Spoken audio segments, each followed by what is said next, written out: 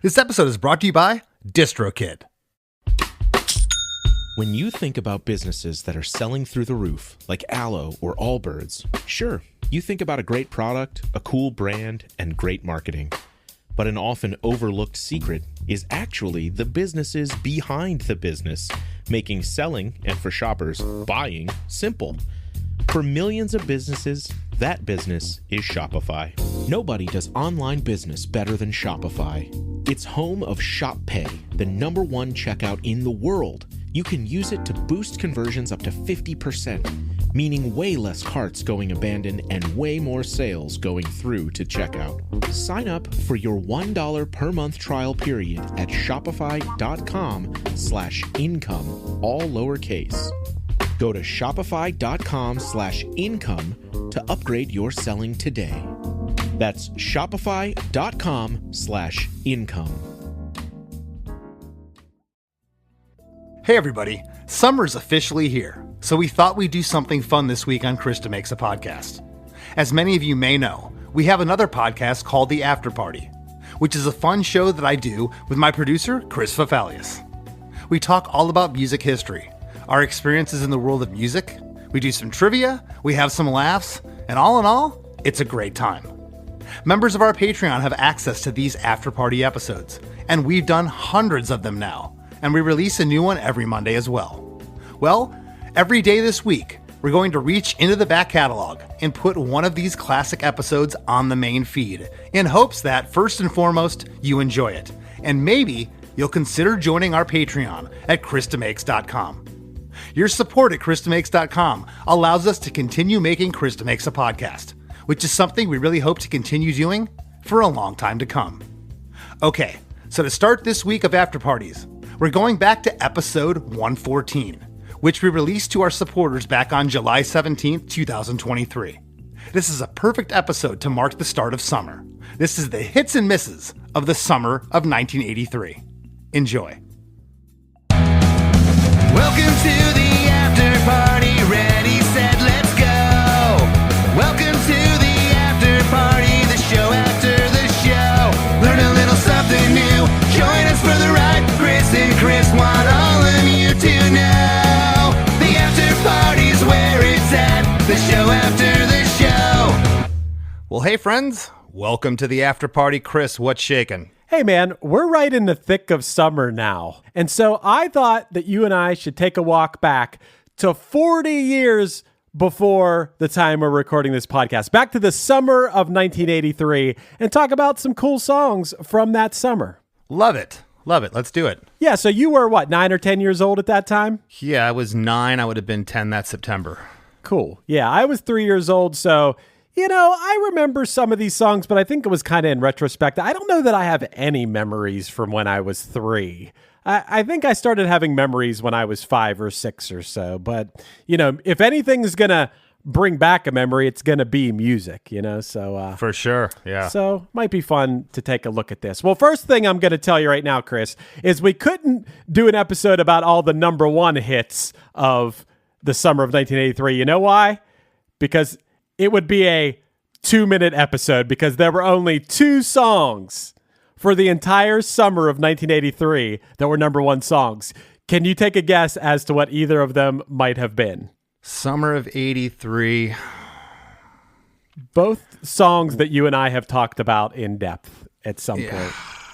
Would one of them have been All Night Long, Lionel Richie? No. No, okay. Good song though. Yeah, I'm sure that I'm gonna hit myself over the head as soon as you tell me. Go ahead. So from May 28th until July 2nd, the #1 song was "Flashdance, What a Feeling" from Irene Cara. Okay. And then from July 9th until August 27th, it was "Every Breath You Take" from The Police. Of course. Yeah. 2 songs all summer were #1. I looked at what was on either side of it. So before the summer started, from April 30th until May 14th, it was "Beat It." And then David Bowie's "Let's Dance" was #1 for 1 week on May 21st. Then it was those 2 songs, the Irene Cara and The Police. And then after summer ended, It was the Eurythmics' Sweet Dreams Are Made of This on September 3rd for 1 week, and then Michael Sembello's Maniac from September 10th to the 17th. So those were the bookends there.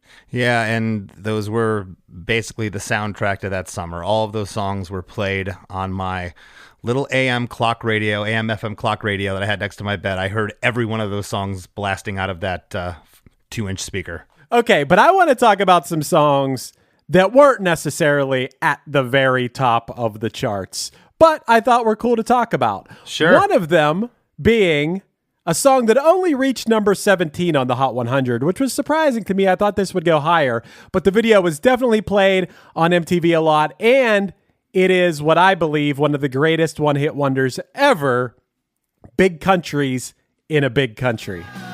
In a big country, dreams stay with you like a lover's voice across the mountainside.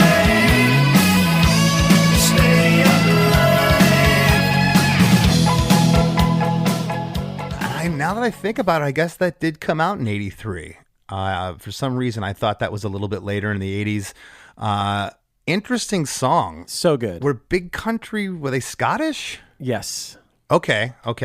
Very cool song. Yeah, just had cool instrumentation, great mix. It was danceable, and it sounded different. Yeah. There's this, I've talked about it on so many podcasts. There's a live performance of them playing it on one of those shows, but it wasn't a show where they were like lip syncing. It wasn't Top of the Pops. They were actually playing, and they just had so much energy. They were moving around so much. They reminded me kind of like a punk rock band, like a band we would tour with or something. And I just really like them. We did a One Hit Thunder about them, and I just dove into their catalog. I think they're a great band. Okay, another one that was a hit. Well, kind of a hit. Yeah, this is definitely a hit. It reached number 5 on the Hot 100 in the summer of 1983. One of the most successful songs of Stevie Nicks' solo career. I'm talking about Stand Back.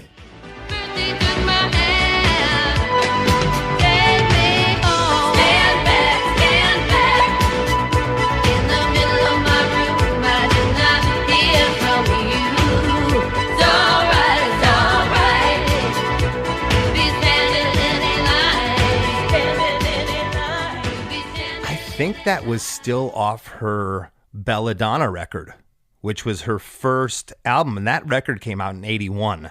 That record, that record had 2 years of legs. You know, it was such a huge record, because I want to say that her next studio album, maybe that was on the second record, I don't know, but she was untouchable at that point. You know, we've talked about this before, Chris. A band is the sum of its parts, and for her to be able to take off and do what she did as a solo artist is tremendous. No disrespect to Lindsey Buckingham or anybody else in the band, but their solo careers were pale in comparison to Stevie's. That song was on the album The Wild Heart. Is that the one you said? So that was the second record then, yeah. Okay. And then her third record was Rock a Little in 85. So yeah, that was that was the second album. But she was still riding, the coattails of that first record. That first record she did with Edge of 17 was massive. Yeah.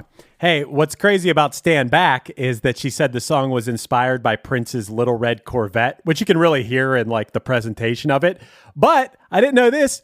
Prince played on it. He plays the synth line on the song. Why do I know that? I read that recently. When I say recently, Chris, I think it was while I was in Europe within the last month. I read that he played on that track. Yeah, never knew that. Never knew that Stevie and Prince got together in any way.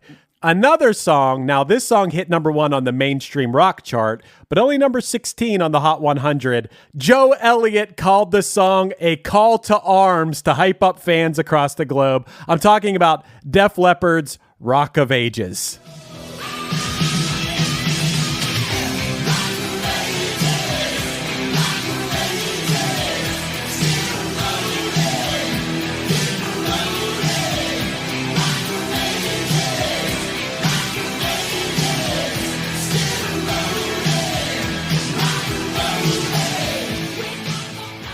That was the record that really broke them in the States. And, of course, the follow-up album with Pour Some Sugar on Me, Hysteria, and all those songs, that went through the roof.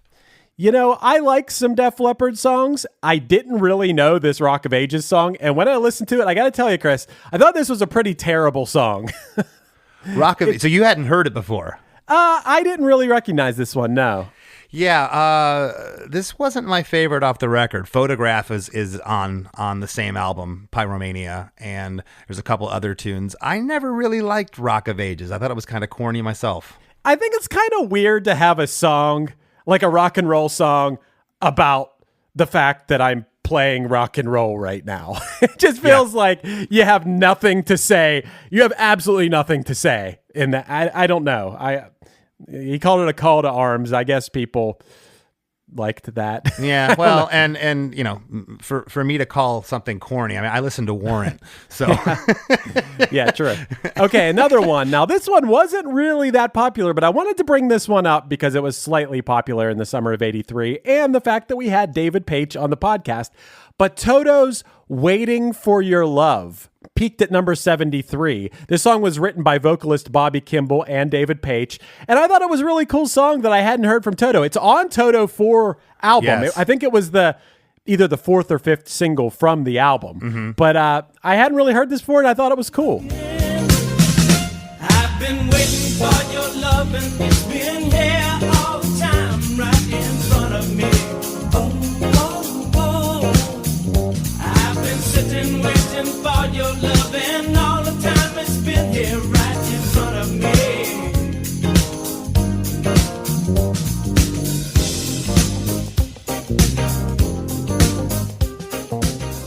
Well, of course, Rosanna and Africa were everywhere.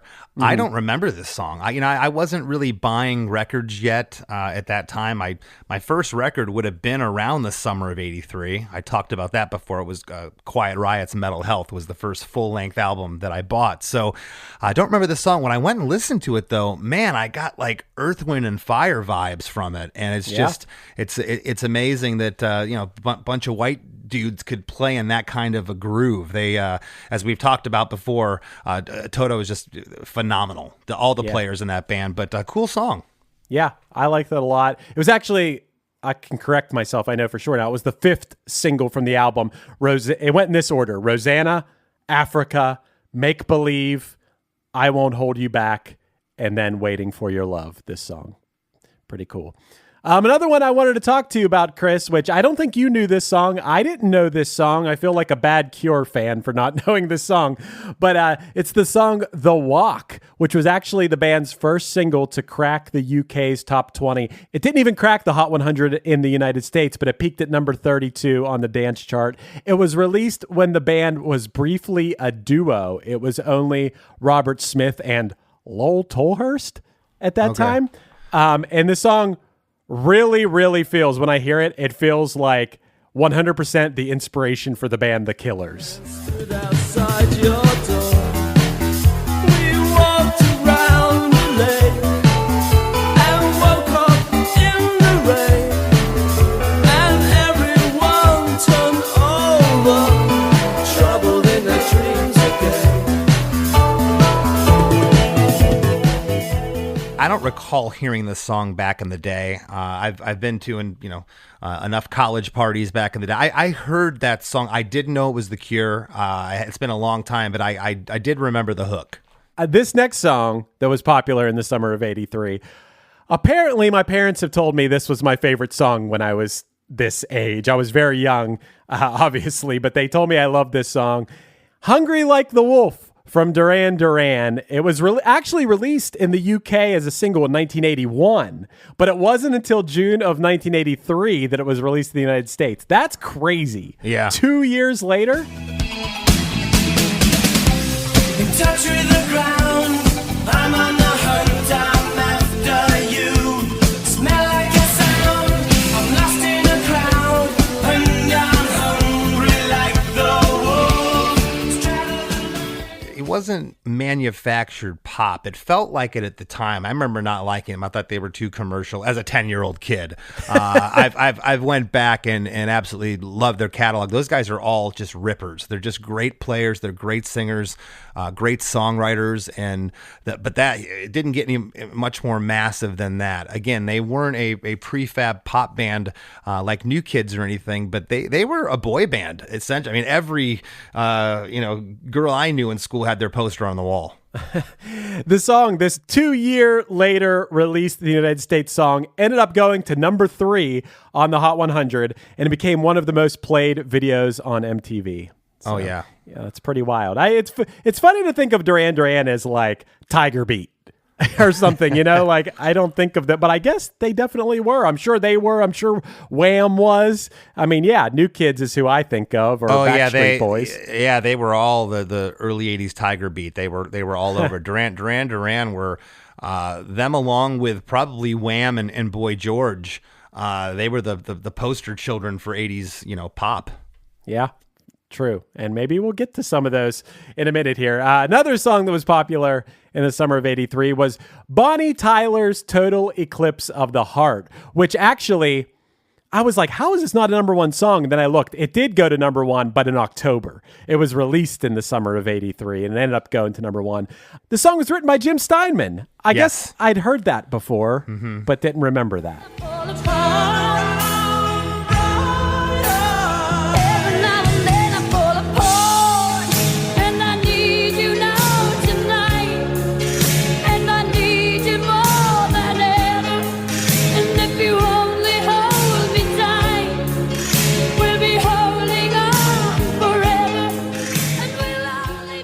A lot of Steinman's stuff was cut with not just Meatloaf, but other artists. And I think he was going for that vibe. We've talked about it, Chris, where bands will cover songs and all of a sudden it'll take one artist to just put that right inflection and tone and energy in the track, and it goes through the roof. I also found out this song was inspired by the horror film Nosferatu, and was actually conceptualized by Jim Steinman as a vampire love song, which I never really got that vibe from this. But I guess, yeah.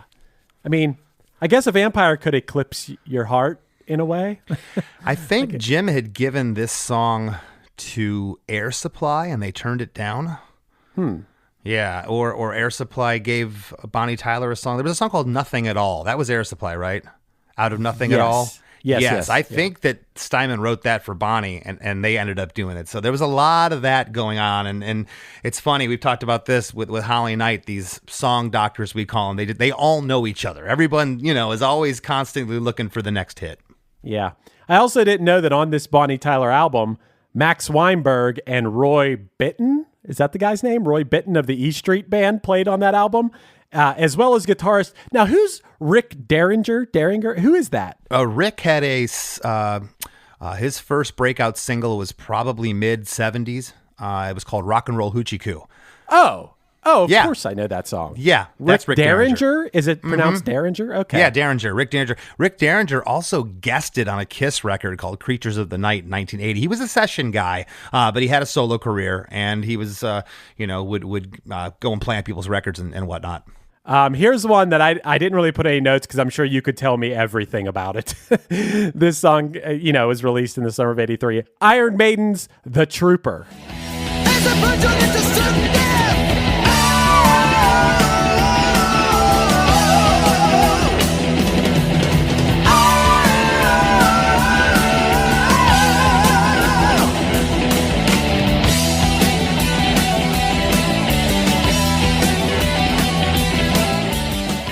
I don't recall ever hearing this on the radio. If this was on stations in the States, it might have been LA, New York, but it definitely wasn't in Florida. They weren't playing Maiden then.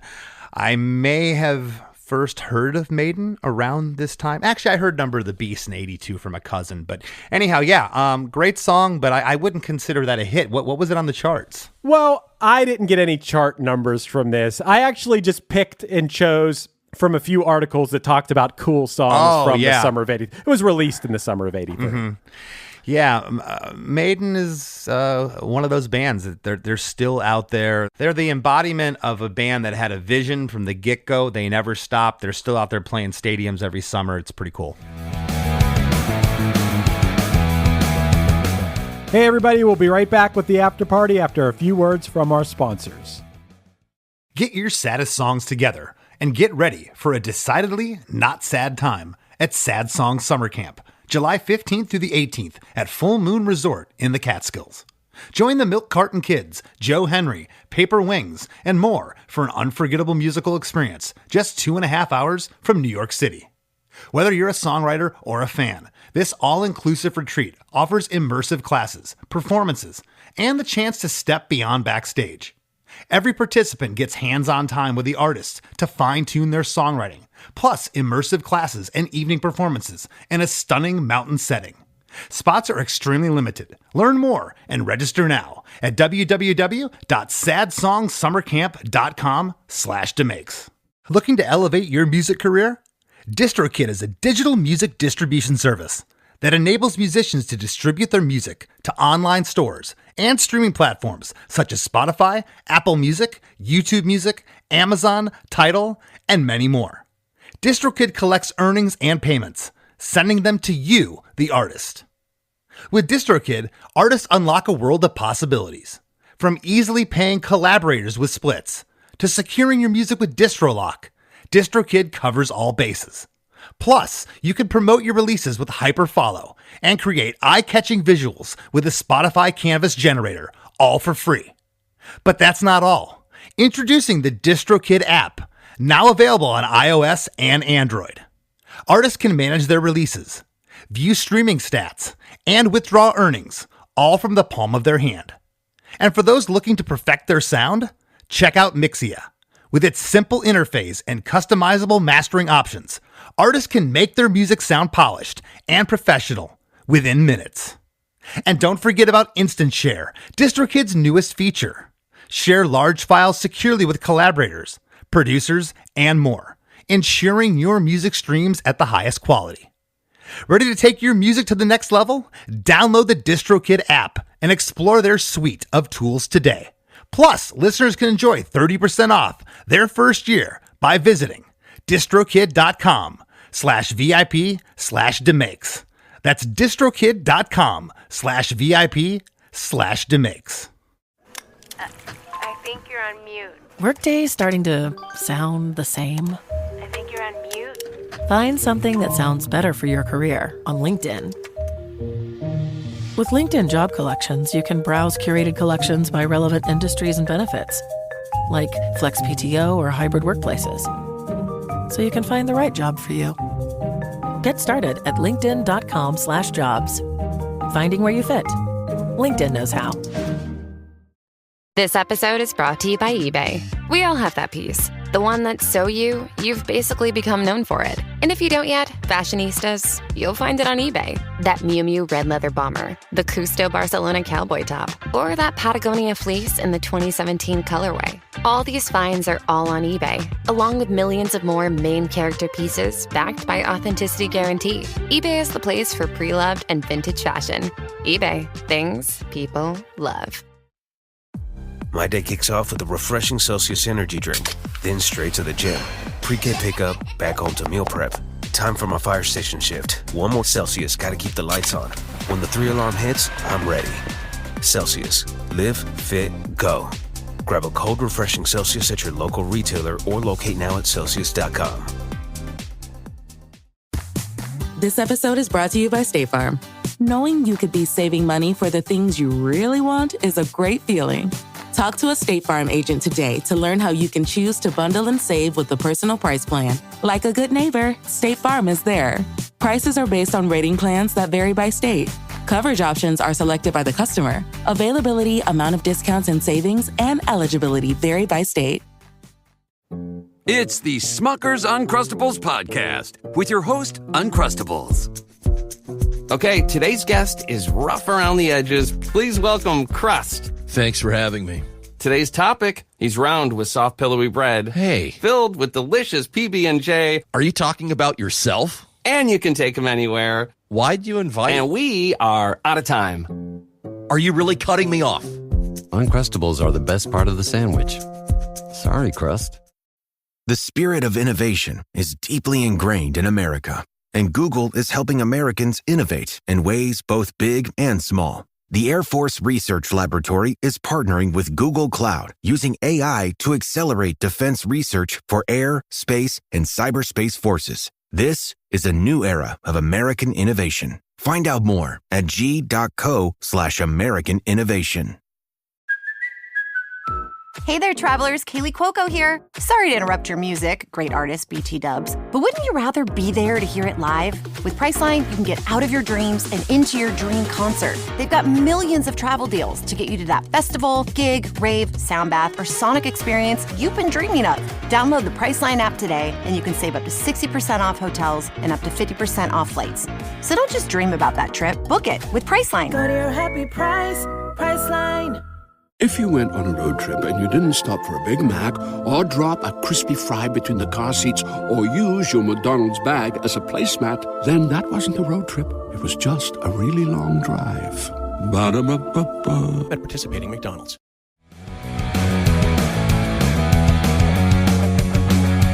And now, back to the after party. Another one, I asked you if you knew this one because I didn't really know this one, but you're like, oh yeah, I know that song. Asia's Don't Cry. Yes.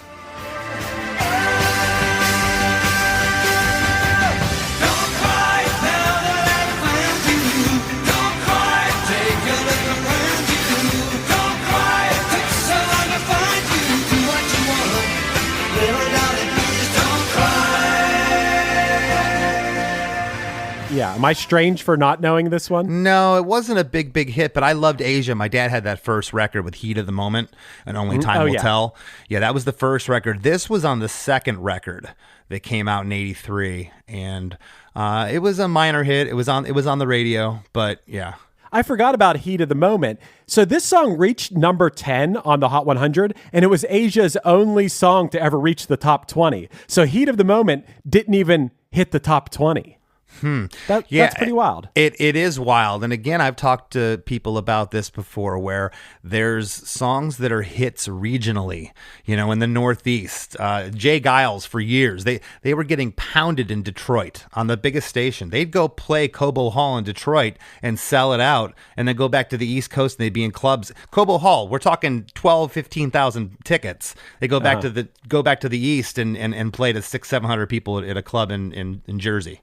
Wow. Hey, I also didn't know who Asia was. That it was like a super group, like who all was in it. Like King Crimson singer and bassist John Wetton, Emerson Lake and Palmer drummer Carl Palmer, and Jeff Downs members Jeff Downs and Steve Howe. I didn't know that's who Asia was. Yeah, they were the embodiment of what people were calling AOR. It was album-oriented rock, and it was looked upon as very corporate. It's a business decision. Hey, we'll get the two guys from Yes, and we'll put them in a band with this guy. And there was a lot of that going around. Another one, we talked about this recently, Chris. I think it was on one of those episodes where I was quizzing you.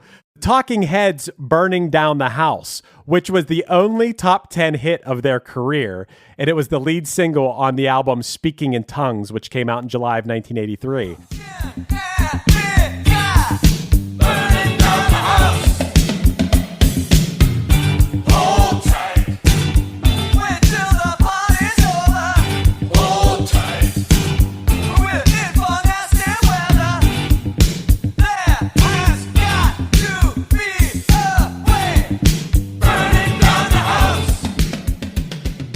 This song was actually inspired by Parliament Funkadelic. The Talking Heads drummer Chris saw P-Funk, and the audience at that show, I guess, was encouraged to chant "Burn Down the House." I don't know why. But then he told David Byrne about that, and then that eventually resulted in him writing this song. They're one of those bands, especially this song in particular, the way that Byrne does the vocal delivery in the verses, bum, bum, bum, bum, bum, bum, bum, bum, and the way that he... just his whole flow with that part. I've luckily in my memory, I don't recall ever seeing a cover band try to do this song, but I've seen cover bands try to do songs like this with a distinct thing. And you can't pull that off. Nobody can sound like him, Right.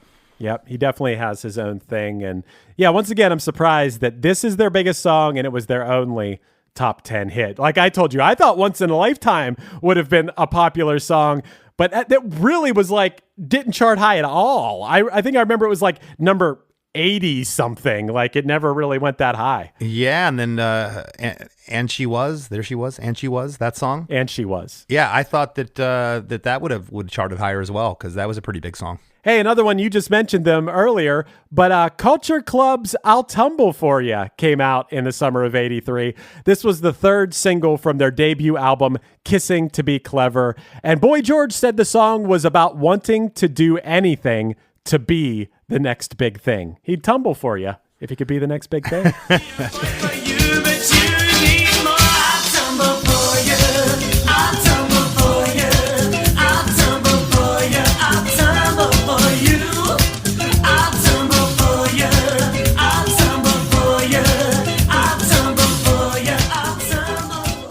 Yeah, and every one of those songs, man, I wasn't a fan back in the day. It was too poppy, schmaltzy, bubblegummy, but anytime one of those songs comes on, I'll be the first person to crank it up. They're just beautiful little pop songs, man. They're so good. Yeah, I was listening to this song in preparation for this album. It makes me think of, I think it's in Billy Madison or something, but I put it on. I'm like, oh my God, this song is incredible. It's just so catchy and so good. And yeah, at the time, if I'm listening to whatever, if I'm a teenager listening to alternative music or like punk music, I'd be like, oh, what is this? But now I listen to it, I'm like, oh, this is incrable. I really like that song. I mean, he and George was the counterpart to Cyndi Lauper. I mean, the outrageous image. It was, and every time you looked at a picture of George, it had a different look. You know, it was like different wig, different hair, just total rock star. Yep, pretty awesome. Here's one that needs no introduction to you. Summer of 83 brought us Quiet Riot's Come On Feel the Noise.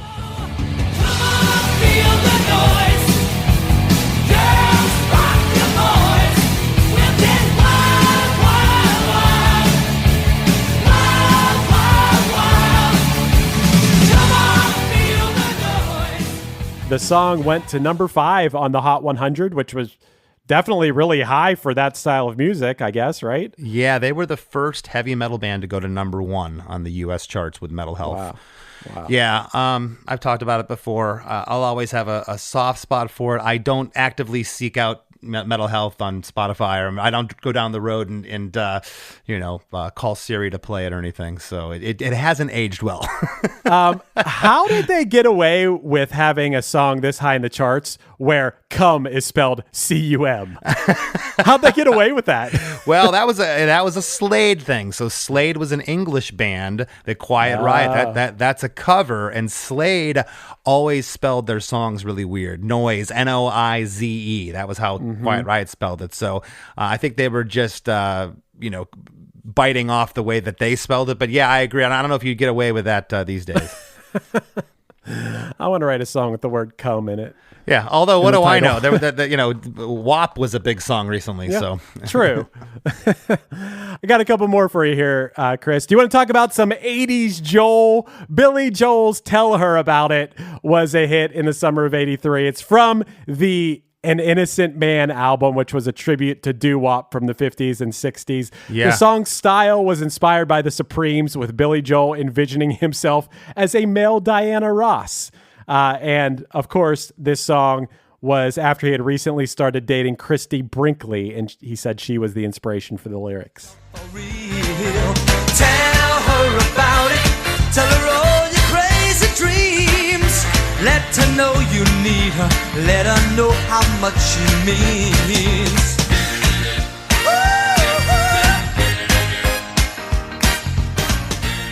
Yeah, and I know that he has children, or at least a daughter with Christy Brinkley, and I don't know if I don't know why he pans that those songs. I believe the record was called An Innocent Man. Was that the album it was from? Yep. Yeah. So now that was a massive hit that I know he still plays, but he doesn't play Uptown Girl or Tell Her About It. I think that those were written specifically for Christy Brinkley. The album was like Grammy nominated. I know people like kind of make fun of this era or whatever, but honestly, other than like Allentown, which I love. These are probably my favorite Billy Joel songs. Oh my gosh, these songs are incredible. Yeah. The whole thing about it, what was great about it was a throwback to the 50s with 80s production. So you were getting people that were older than Billy Joel that were liking his stuff, and he was also getting the younger generation. So he was striking a nerve with a lot of different age groups. Okay, I got one more to talk about, and then I got a rapid fire. I sent you this song. I don't think you knew this song either, Chris. I didn't know it, but Genesis Mama. Now, there's a lot of Genesis songs we could have talked about, but I wanted to talk about this Mama song that was released in the summer of '83, because it is a freaking weird song.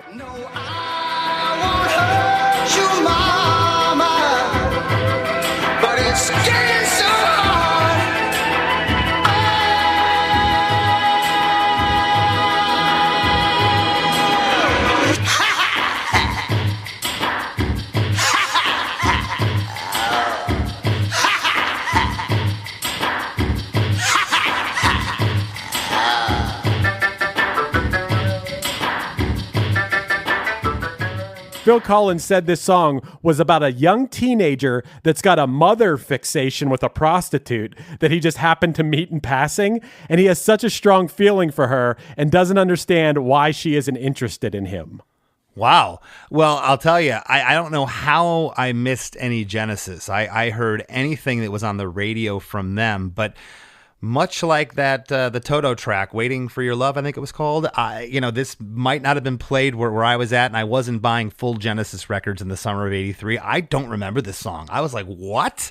And it is odd. It almost harkens back. They started out as a progressive rock, prog rock band when Peter Gabriel was in the band in the 70s. Their stuff was out there. Okay, you had to be taking some good pills to get into this stuff. It was wild. And when I listened to this track, Mama, Chris, it kind of harkened back to those days. It wasn't as poppy as the stuff they ended up being known for in the 80s. No, not at all. There's that real weird. He does like a weird part where he just does he goes like ha ha ha, like laughs in it real strangely. I had never heard this song, and I was like, damn, this does not sound like Invisible Touch. No, not at all. Few others that I wanted to mention here real quick because I thought they were interesting. A Chris DeMakes a Podcast alumni, Rainbow Street of Dreams is summer of '83. Yes, it is. And was the Tube summer of '83? I don't know. I didn't mark that one down. It's possible. Okay. Prince's Delirious was summer of '83. Yep. Twisted Sister's You Can't Stop Rock and Roll was summer of '83. Yep. Which I don't really know that one too well. And Dio's Holy Diver was summer of '83. Yeah, that was the first Dio solo record. And the Twisted Sister, that was their second album. That was the one that was before Stay Hungry that had We're Not Gonna Take It and all that stuff. And I didn't know of Twisted Sister. It might have been late '83. I got a comp. I think it was a K-Tel comp. Remember K-Tel? No. Yeah, K-Tel was like basically like a Columbia House type thing. It wasn't exactly that. K-Tel did compilations, okay? And it was a cassette, and You Can't Stop Rock and Roll was on that, as well as the Scorpions' Still Loving You, remember? But anyway, yeah, comps were, even outside of the punk rock world, were very popular. It seems like summer of '83 was a big time for like heavy music, or at least what was heavy at that time, right? It was starting to be, we were getting out of the punk thing that was hot for a second in the late 70s, early 80s, and then there was post-punk and new wave, and the next thing just ended up being heavy metal. And then once the Sunset Strip took over with it and MTV picked it up, it became what it became. Well, Chris, I hope you enjoyed this little stroll back to 1983, back to 40 years ago from when we're recording this. And I hope that maybe you'll roll down the windows and enjoy your summer with some hits from 1983. Maybe you'll be inspired by this episode.